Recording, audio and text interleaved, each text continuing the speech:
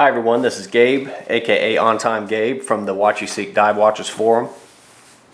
Going to do a quick video review of the DWP Dive Watch Project. There's lots of pictures out there. Hopefully seeing it on video will give a little bit different perspective to those that don't own one of these and want to know a little bit more about it. This has been in the works for about a year, and Jim, Fidel, Keith, all the forum members who gave feedback and gave their ideas into this design. I think pretty much universally everybody's real happy with the way that this turned out. Anybody that's been around watch forums for a while knows that the idea comes up quite frequently to do a forum watch, and usually it fizzles out. You don't have enough momentum and enthusiasm to keep it going because it is a time-consuming process. And so really proud that this one came together and into such a unique piece as well. First of all, let's look at the case. Synthetic leather, got the DWP logo here. There's a lock for this little clasp on the front.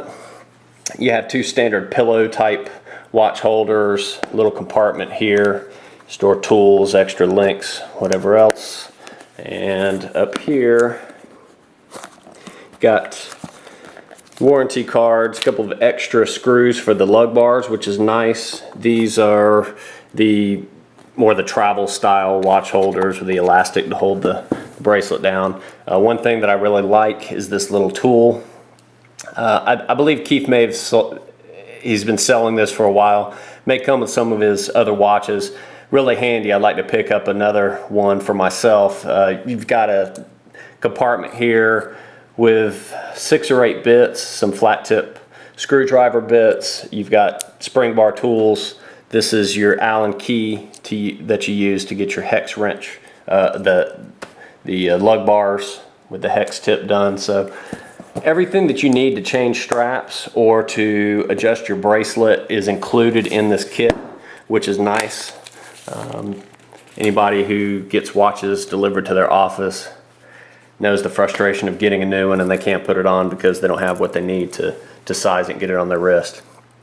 Onto the watch itself. Very impressive. It's large, heavy. I put it on my scale. I got about 9.5 ounces, 270 grams, so you're more than half a pound.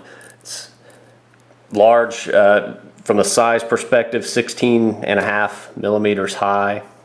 It's a tall watch, about 45 millimeters wide at the bottom here of the teardrop shaped case, and then the bezel I think is about 43 millimeters. It's slightly narrower across the bezel than it is the bottom of the case. The lugs here, this is I think 51, 52 millimeters lug to lug, something like that. Pin to pin is about 48.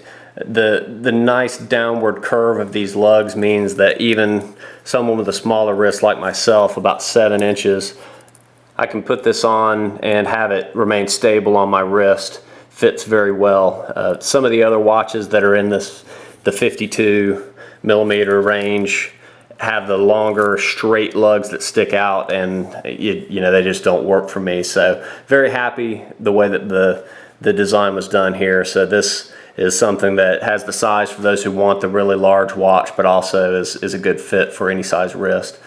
You've got the HRV signed crown, the DWP logo, which is nice. The bezel, 120 click, very firm. Takes some pressure to turn this. You're not going to accidentally knock it off.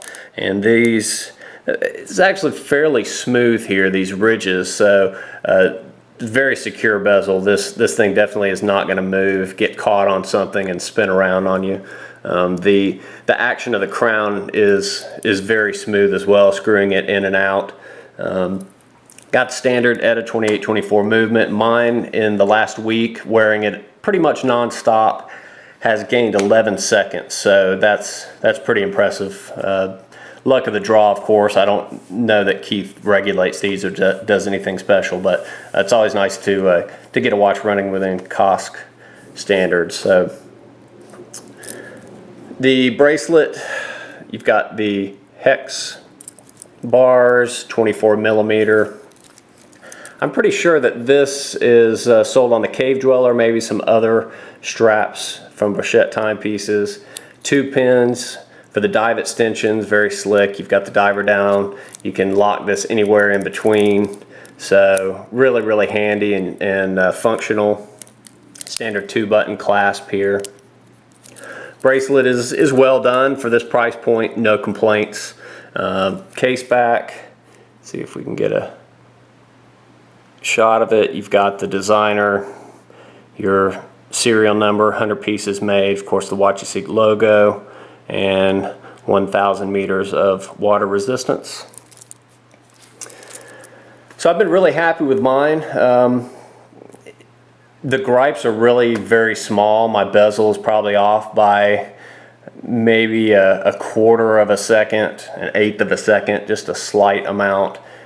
Not something that's noticeable really when you glance at it. And I've owned so many watches over the years that have a little bit of bezel misalignment. It really doesn't bother me anymore.